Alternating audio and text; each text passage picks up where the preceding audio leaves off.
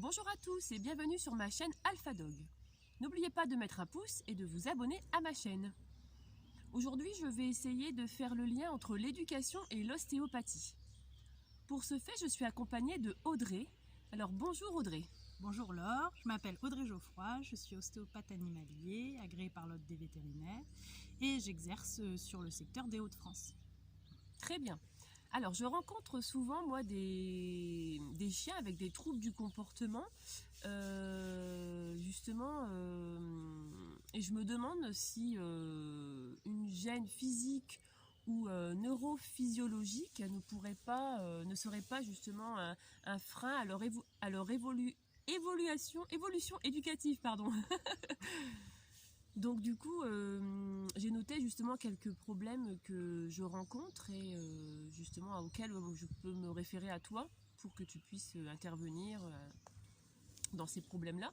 Donc notamment sur les problèmes d'agressivité au toucher, certains chiens qu'on n'arrive pas du tout à caresser, les problèmes de léchage excessif, les mutilations, les TOC, boulimie, anorexie, et puis les problèmes de malpropreté, les problèmes de brossage et surtout les problèmes d'hyperactivité que je rencontre quand même assez régulièrement. Donc les chiens ont difficulté de concentration, difficulté à se poser. L'hyperactivité, c'est quand même un problème assez complexe et souvent on a recours au traitement médicamenteux.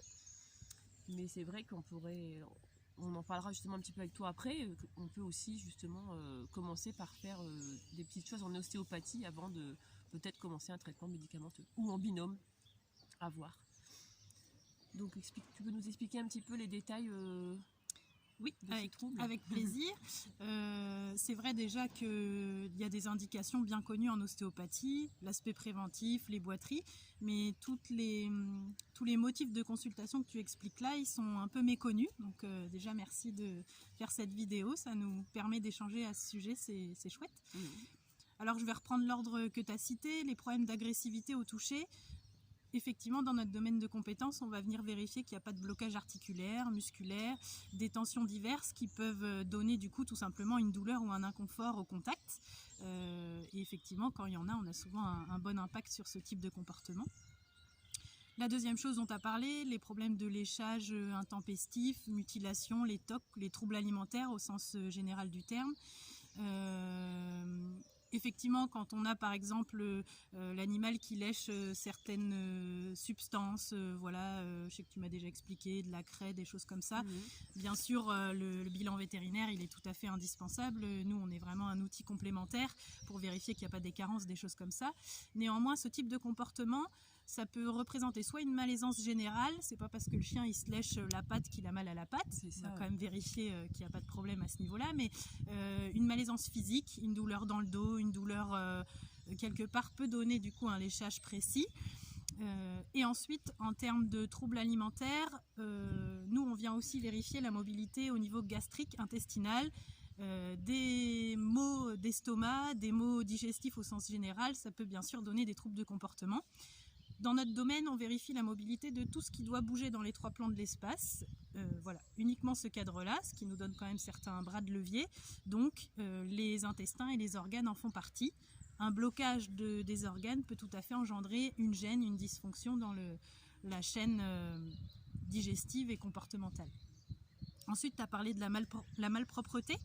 La première chose qu'on vérifie, c'est que ce n'est pas une douleur, une gêne au positionnement de la défécation ou de la vidange urinaire qui explique les troubles du comportement. Donc du coup, souvent, bien sûr, c'est le dos, le bassin, etc. La deuxième chose qui est quand même importante de vérifier, c'est que ça ne touche pas l'aspect plutôt, la commande motrice, l'aspect neuro, les nerfs qui sont associés à toute cette sphère-là. S'il y a un pincement qui engendre une mauvaise communication de l'information entre la sphère urinaire et le cerveau, ou bien des troubles des sphincters, etc., on peut tout à fait avoir des problèmes de malpropreté. En corrigeant ces problèmes-là, bien sûr, ça aide sur la problématique comportementale. Pour le brossage, les poils et la peau du chien sont un reflet précieux de toutes les informations qu'il y a en dessous. Donc on a très fréquemment un inconfort au brossage, etc., lorsqu'on a des blocages des articulations sous-jacentes. Donc c'est pareil, c'est tout à fait intéressant de venir vérifier la bonne mobilité et la bonne biomécanique sous cet aspect.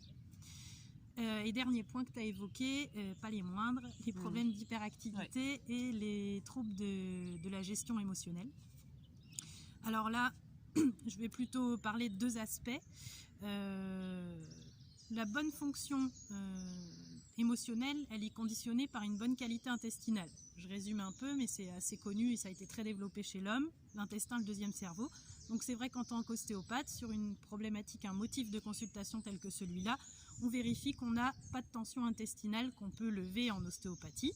Une fois de plus, on ne remplace pas la sphère vétérinaire, mais si on est vraiment sur de la biomécanique simple, on peut travailler là-dessus et on va du coup optimiser la fonction intestinale dans la gestion des émotions.